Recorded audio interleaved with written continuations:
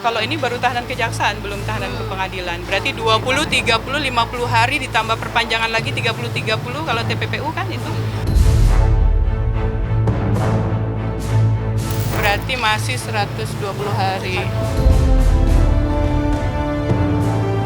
Ini adalah bagian dari perjalanan proses hukum ini, dan ini mau tidak mau harus dilalui, harus dilaksanakan oleh Nikita Mirzani dan Ismail Basuki.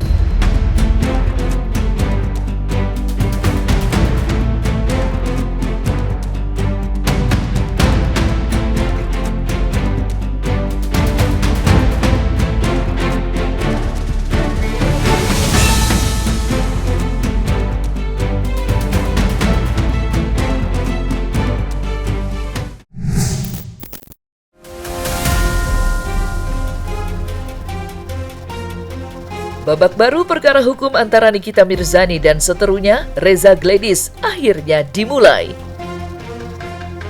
Ia pasca resmi dilimpahkan ke tangan kejaksaan, ibu 3 anak itu akan melanjutkan masa penahanan selama 20 hari ke depan di rumah tahanan Pondok Bambu, Jakarta Timur.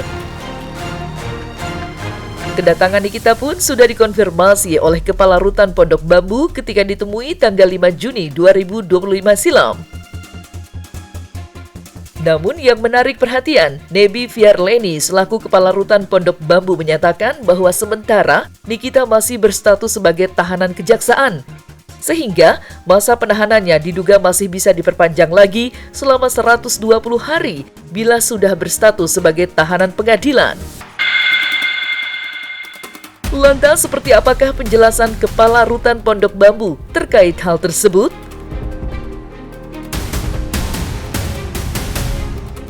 Nikita Mirzani itu masuk ke rutan kelas 1 Pondok Bambu sebagai tahanan kejaksaan dari penahanan sebanyak 20 hari, itu terhitung 5 Juni sampai dengan 24 Juni 2025.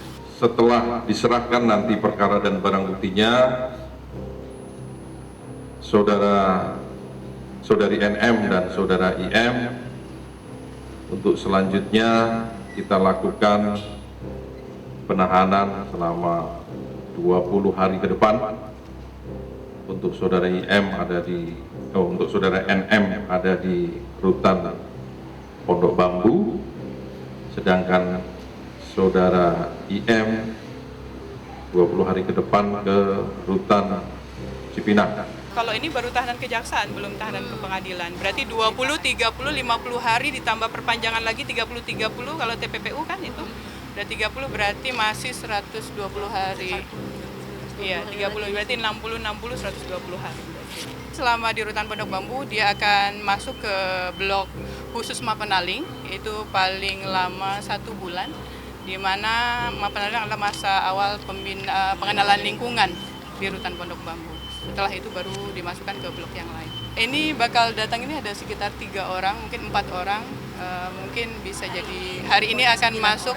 Ini yang masuk 9 orang, tapi masuk ke kamar kalau itu minimal 2 orang.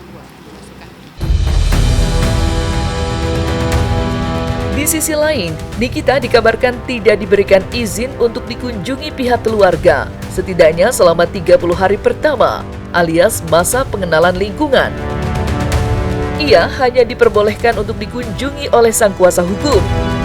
Dan dalam kesempatan yang sama, Kepala Rumah Tahanan Pondok Bambu pun membeberkan pula terkait kabar terkini dari kesehatan Nikita Mirzani. Seperti diketahui, pelimpahan tahap 2 sempat tertunda sementara lantaran Nikita jatuh sakit hingga harus menjalani pemeriksaan. Menurut Nebi Fiarleni, Nikita kini sudah sehat dan mampu menjalani pemeriksaan tanpa adanya gangguan kesehatan apapun. Alhamdulillah beliau sehat walafiat tanpa kurang suatu apapun, dan tadi juga sudah diperiksa. Kondisinya sehat, alhamdulillah, dan dia kooperatif bisa menjawab pertanyaan dari petugas registrasi. Secara keseluruhan dalam keadaan sehat. Keluarga sudah boleh membesuk? Tidak boleh. Yang ada hanya sampai dengan Mapenaling selesai, baru kalau kecuali pengacara ya. Kalau dikunjungi pengacara kan sudah haknya beliau. Kemudian kalau dikunjungin keluarga, kalau memang sudah lewat dari masa penaling baru bisa dikunjungi oleh pihak keluarga. Niki dalam keadaan sehat, dia lagi persiapan, tapi saya belum tunggu aja nanti. Yang jelas informasi yang saya terima tadi pagi, hari ini tahap 2 artinya barang bukti diserahkan kepada jaksa penuntut umum. Soal besuk apa itu menjadi kebijakan dari rutan ya, rumah tahanan. Teknis mekanismenya ya kita ikutin saja. Tapi hari ini adalah administrasi tahap 2 atau administrasi pelimpahan seorang tersangka kepada jaksa penuntut umum pada Kejaksaan Tinggi DKI. Ya puji Tuhan, syukur kalau memang dia berarti sudah sehat, sudah bisa dilimpahkan, ya kita juga bersyukur. Soalnya kita juga prihatin kalau sampai dia sakit-sakitan akibat daripada P21 ini sehingga tidak bisa dilimpahkan P21 tahap 2-nya, itu kan sangat disayangkan. Kita berharap supaya dia sehat terus ke depannya, dilimpahkan tahap 2-nya, masuk ke pengadilan dalam keadaan baik juga dalam persidangan, dan semoga sehatlah selalu. Itu doa kita juga buat Nikita Mirzani. Kegiatan yang harus diikuti oleh Nikita Mirzani itu seperti olahraga, kemudian kegiatan pembinaan agama, itu memang harus diberikan. Dan beliau juga dikhususkan adalah itu dari pengacaranya untuk datang ke penyuluhan hukum segala macam. Pembinaan agama, pengenalan lingkungan, kebiasaan sehari-hari, biasanya pagi-pagi kegiatannya apa yang dilakukan, dia melihat secara keseluruhan. Karena Nikita Mirzani kan bukan hanya sekarang masuk ke rutan, sebelumnya dia sudah pernah masuk ke rumah tahanan. Sama saja kita perlakukan sama dengan warga binaan atau tahanan lainnya. Sama saja. Beliau sama-sama di luar mungkin seperti itu, di dalam juga sama. Dalam proses pelimpahan tahap 2 yang diselenggarakan pada tanggal 5 Juni 2025 kemarin, pihak penyidik turut menyerahkan pula setumpuk barang bukti ke tangan pihak Kejaksaan Tinggi DKI Jakarta. Berdasarkan informasi, barang bukti yang dimaksud meliputi uang tunai yang diduga mencapai angka 3 miliar rupiah, beberapa alat komunikasi, dokumen-dokumen relevan, serta 1 buah kendaraan bergerak roda 4. Lantas, seperti apakah Fahmi Bahmid selaku kuasa hukum Nikita Mirzani menyikapi barang-barang bukti yang disertakan penyidik? Serta benarkah pula bahwa kendaraan roda 4 yang disita bukanlah milik Nikita? Saya nggak tahu itu kendaraan siapa. Yang jelas mobil Niki, Alphard, dan ada beberapa mobil tidak ada yang disita. Saya nggak tahu itu mobil siapa, coba tanya. Jadi Anda tanya nggak itu mobil-mobil apa? Kan mobil Niki kan Anda tahu, ya kan? Dan itu bukan mobilnya Nikita, saya nggak tahu mobil apa, itu mobil siapa dan apa kaitannya, saya nggak paham. Uangnya bukan juga uang Nikita? Kalau uang Nikita. Barang buktinya ada uang, nanti jumlahnya tidak bisa saya sebutkan detail di sini. Terus ada barang bergerak berupa mobil dan beberapa alat komunikasi yang akan kita gunakan untuk pembuktian, dan mungkin ada beberapa dokumen. Jadi tersangka diserahkan berikut dengan barang bukti. Yang pertama, bukti dokumen surat, ada 9 dokumen yang diserahkan. Kemudian barang bukti digital, ada 5 USB flash disk yang berisi dokumen elektronik. Kemudian 8 telepon genggam. Kemudian barang bukti selanjutnya adalah bukti hasil ekstraksi barang digital dengan jumlah 3 berkas dokumen sebagai dokumen hasil analisa forensik terhadap barang bukti digital yang ditemukan. Keempat, 1 unit kendaraan roda 4, dan yang terakhir barang bukti yang silakan adalah uang senilai 3.400.000.000 rupiah. Nanti kami tanyakan lagi untuk saudara, dan pasti barang bukti roda 4 yang berkaitan dengan tidak benar tersebut telah diserahkan untuk roda 4 ke 1. Ya nanti dibuktikan aja lah, karena yang namanya sangkaan, yang namanya laporan sangkaan dan dakwaan itu adalah sebuah hal yang masih belum final. Jadi harus bisa dibuktikan. Proses pembuktiannya adalah di persidangan. Nanti kita akan ungkap seperti apa. Ya kita ikutin aja prosesnya. Yang jelas semuanya itu dalam muara untuk mencari sebuah kebenaran. Ya, titik pangkalnya, intisari dari semuanya adalah mencari dan menemukan sebuah kebenaran yang sebenar-benarnya. Adakah tidak persoalan-persoalan ini adalah persoalan yang sebagaimana yang dilaporkan terkait dengan dugaan tindak pidana pemerasan. Itulah kita uji semuanya karena semua pasal itu ada sebuah unsur. Unsurnya itu melekat dan tidak bisa kita ganti-ganti.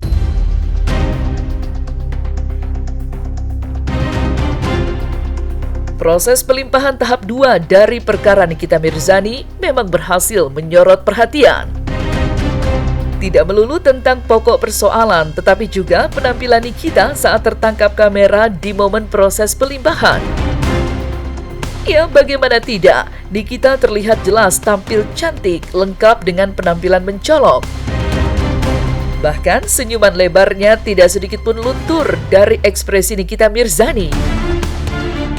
Namun yang tak kalah mencolok, sang selebriti sensasional terlihat jelas tak dibelenggu oleh borgol maupun kabel pengikat. Berbeda 180 derajat dari sang asisten yang muncul dengan tangan terikat. Lantas, seperti apakah penjelasan pihak kepolisian? Serta bagaimanakah pula momen pemindahan Nikita?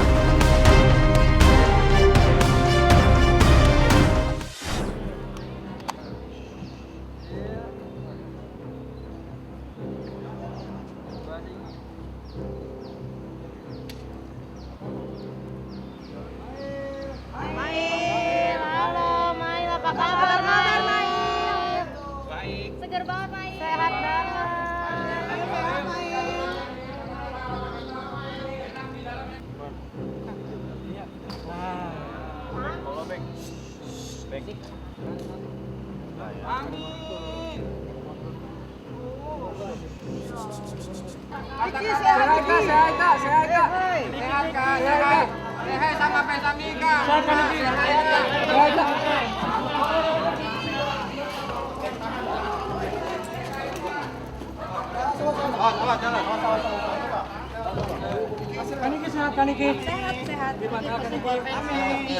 Nanti akan kita cek lagi untuk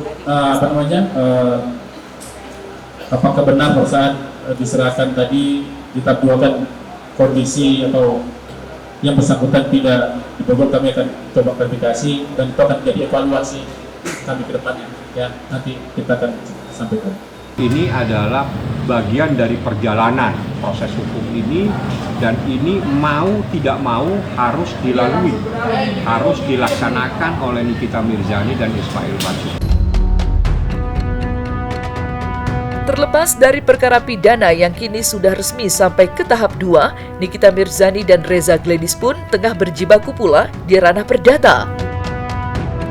Seperti diketahui, Nikita sudah mendaftarkan gugatan perdatawan prestasi terhadap Reza Gladys dan suaminya atau Bah Mufid di Pengadilan Negeri Jakarta Selatan.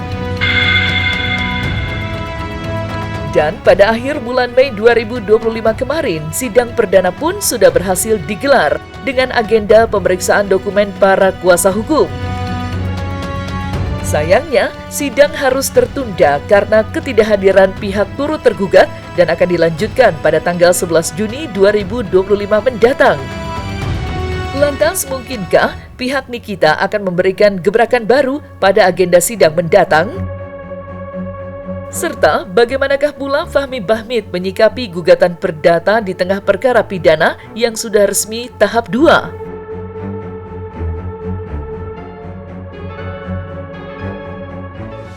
Persoalan beda pidana perdata, tapi perdata ini mengikat. Persoalannya perdata ini terkait dengan wan prestasi. Wan prestasi itu adalah sebuah peristiwa hukum, di mana adanya sebuah perbuatan kedua belah pihak membuat sebuah kesepakatan, baik lisan maupun tertulis. Nah, kalau memang itu bisa kita buktikan bahwa itu ada kesepakatan lisan terkait dengan keinginan dia mereview, keinginan minta tolong dan sebagainya, dan dari 5 miliar ditawar menjadi 4 miliar dibagi 2 miliar, menurut saya sebagai seorang ahli hukum bahwa itu adalah sebuah deal, kesepakatan antara kedua belah pihak. Itu adalah kesepakatan lisan. Kalau ada kesepakatan lisan tiba-tiba diingkari, itu namanya wan prestasi. Itulah yang kita uji di pengadilan perdata. Kalau pengadilan perdatanya bisa kita uji, maka dengan sendirinya case yang pidana ini harus di-hold lebih dulu, harus untuk sementara di-hold atau dihentikan dulu sambil menunggu perkara perdatanya. Apakah berhenti gugatan itu? Enggak juga. Itu tetap saja akan berjalan. Tinggal bagaimana pembuktian oleh NM dengan kuasa hukumnya sehingga nanti di persidangan itu terungkap ada tidak perjanjian mereka yang disebut dengan facta sunt servanda.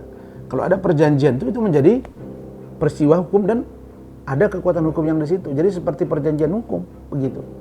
Adanya satu perpindahan uang ya, dari A ke B. Nah, ini kan ada proses, ada peristiwa, ada satu percakapan, ada satu komitmen, ada satu bentuk, suatu deal-dealan. Nah, inilah bentuk ini kan tidak berdiri sendiri. Artinya awal muasalnya dari mana? Kalau memang ini satu hal yang disepakati, satu hal yang memenuhi unsur kesepakatan atau fakta superfanda, artinya sudah memenuhi syarat-syarat, itu yang dinamakan suatu permufakatan yang sama-sama mempunyai hubungan terikat dan mengikat. Tetapi apabila satu pihak dari kedua belah pihak ini adanya satu keterpaksaan, adanya satu tekanan, dan bentuk-bentuk itu bisa dibuktikan, tentu ini tidak bisa dikatakan ini adalah satu bentuk kesepakatan. Biasanya perjanjian kerjasama itu dituangkan dalam bentuk tertulis, gitu ya. Nah, karena itu untuk menghindari perkara ini bergeser jadi pidana, gitu sebenarnya. Kalau wan prestasi itu bisa bergeser menjadi penggelapan kalau tidak tertulis. Nah, terbukti kan sekarang ini mungkin betul aslinya itu perjanjian, gitu ya, cuma secara lisan, gitu ya. Tetapi kemudian tidak dituangkan secara tertulis, terjadi wan prestasi. Nah, dianggapnya jadi penggelapan, gitu. Ya karena tidak ada bentuk tertulisnya. Meskipun secara lisan mereka bikin perjanjian, tetapi sulit dibuktikan bahwa itu perjanjian. Bisa juga berubah, umpamanya bisa jadi pinjam meminjam atau yang satu pakai barang yang satu tanpa perjanjian tertulis. Yaitu ujungnya bisa penggelapan kalau tidak tertulis itu.